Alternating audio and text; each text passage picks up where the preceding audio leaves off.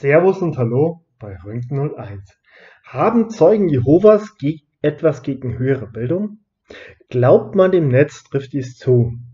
Ausgeschlossene behaupten immer wieder, eine Organisation hinter Zeugen Jehovas würde Bildung verbieten. Oft werden die Zeugen von Abtrünnigen als eher einfache Menschen dargestellt, oft ohne ausreichende Bildung. Man würde sogar ausgeschlossen, nur weil man ein Studium an einer Hochschule beginnt, behaupten sie. Also erzählt bitte nicht weiter, dass ich als Zeuge Jehovas studiert habe. Schon als Kind war ich immer sehr wissbegierig. Später auf der Schule war ich immer ein guter Schüler.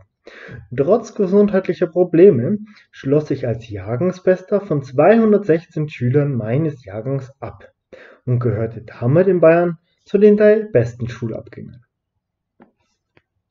Jetzt 3,5 Jahre studieren. Als Zeugen Jehovas vertraute ich aber eben auch darauf, dass die verbleibende Zeit verkürzt ist. Siehe 1. Korinther 7, Vers 29. Jetzt ist die Zeit, anderen die gute Botschaft vom Königreich zu predigen. Matthäus 28, 19 und 20.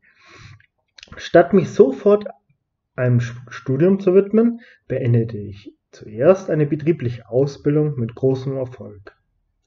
2008 entschloss ich mich dann zu einem verkürzten Studium.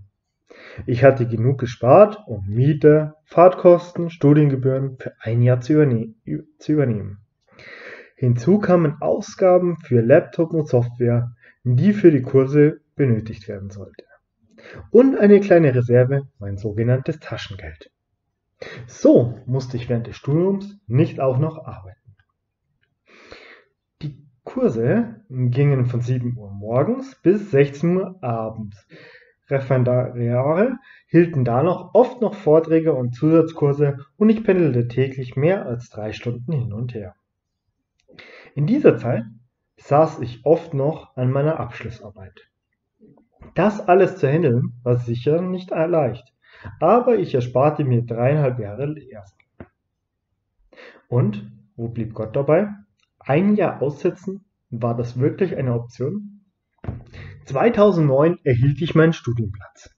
Dank meines Zeitplanes konnte ich alle Versammlungen besuchen, sogar vor Ort zweimal den Hebli machen.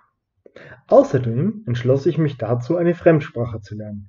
Und in allen Schulferien oder Semesterferien setzte ich mich in den Bus und fuhr nach Osteuropa. Man hatte mich wortwörtlich eingeladen: Komm herüber nach Mazedonien und hilf uns. Apostelgeschichte 16, Vers 9. Der Dienst dort, umgeben von Pionieren, war super. Auch lernte ich dort später meine Frau kennen. Natürlich wussten die Ältesten meiner Versammlung, dass ich in München studiere. Mit einem fuhr ich meist sogar im selben Zugabteil nach München. Dass Zeugen Jehovas etwas gegen Schulbildung haben, ist also eine Fabel, ein Märchen von Gegnern, die uns als dumme Sektenmitglieder abstempeln möchten.